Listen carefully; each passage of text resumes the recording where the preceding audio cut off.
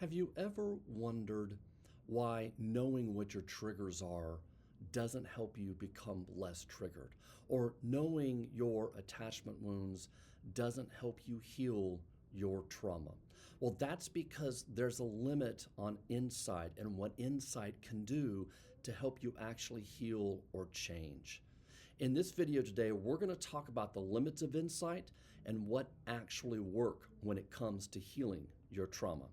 Hi, if you're new to this channel, my name is Tom Philp, and I've been working with individuals and couples for decades who struggle with attachment or relational trauma in order to regain trust in themselves so that they can experience a safe and secure relationship.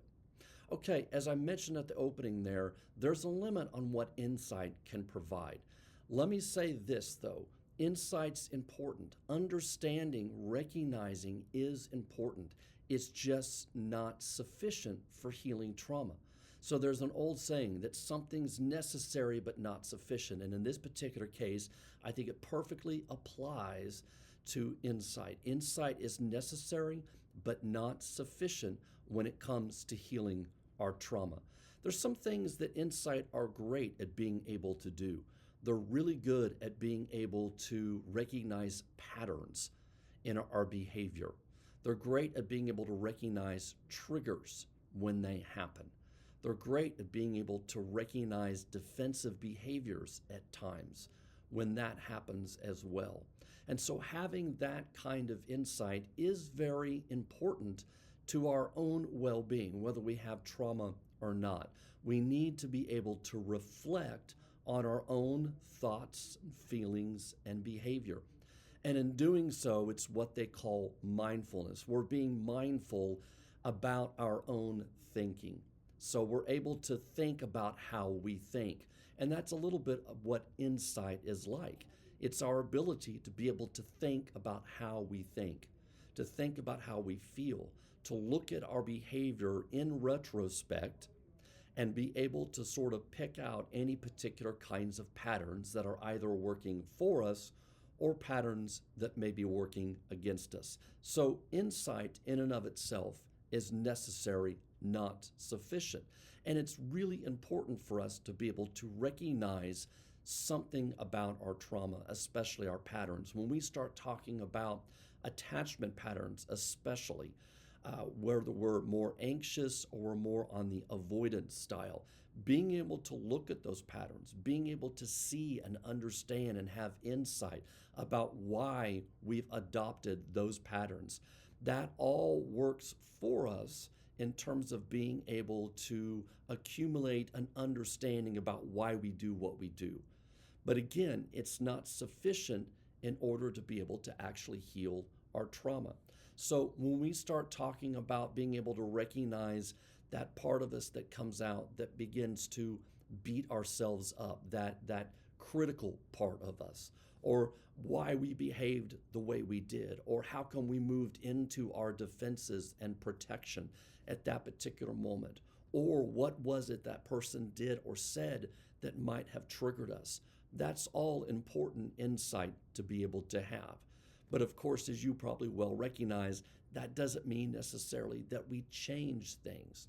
And so part of the evolution of change is not just to be able to create the insight that we need, but more importantly, how do we take that next step and begin to really understand how change is created beyond just the insight, but so that we can affect emotional change in ourselves and move ourselves to a new place where we get triggered less often, where our trauma gets triggered less often, where we begin to feel like we are healing, and we begin to be able to have the kind of safety and security in our relationships that are really important to us. So if insight is necessary but not sufficient, and insight helps us understand things about our patterns, what then can't insight do, right? Where does it reach its limits? And insight really reaches its limits when we start talking about the nervous system's response. So insight cannot help us calm a dysregulated nervous system. It cannot help us create better self and other soothing alone by itself. So there's a limit on insight there. It can't help us create a sense of felt safety, mean feeling safe inside our own body. No amount of insight can do that. So that would be a limit on insight. Another one is being able to rewire those implicit memories that tend to trigger us or that get triggered in our relationships. Implicit memories are those types of memories that aren't necessarily verbal. They're actually stuck more in our right hemisphere, that's just nonverbal, and more in our body, where we know trauma often lives. So, those things, along with the fact that our attachment styles, whether anxious, avoidant, or disorganized, are the limits of what insight can actually do for us.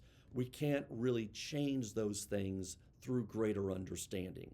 And so we have to go a step further, and we have to be able to acknowledge that, okay, there may be a limit to insight here.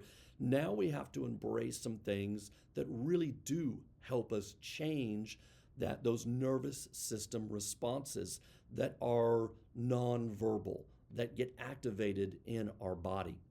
And one of the ways we do that is we learn how to regulate our nervous system.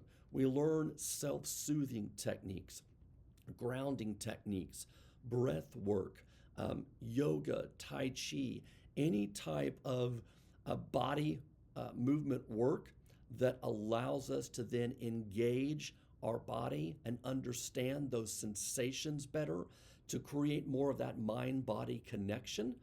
That ultimately is what helps us be able to regulate our nervous system, so that then when we do get triggered, we can pull ourselves back into a regulated state, which then actually helps us be able to understand what happened upon reflection. When we are triggered and we pull ourselves out of the window of tolerance, we become dysregulated, fight, flight, freeze, or fawn. It is really difficult for us to be able to think about what's happening in that moment. Because we're so wired for safety, all our brain is thinking at that moment is, what is it that we have to do to get safe? Where is the threat? Whether it's our partner, or whether it's another event that may be happening, or whether it's something that's been triggered inside of us. Our brain is wired to hone in on that threat, and we're not going to be able to reflect as well on what's happening to us. Oh, this is that pattern I know that plays out. This makes sense. Instead, all we're going to do is feel triggered and feel like we've been dysregulated in that moment. So when we start talking about the limits of insight, we've got to start now talking about embodied work. And that's really the hard work of healing trauma. How do we engage our body so that we begin to be able to regulate our nervous system, so that we can stay in the window of tolerance? We stay grounded, clear, and connected to ourselves and connected to our partner if that's what triggered us in the moment. Because then we're able to think more clearly about what is happening.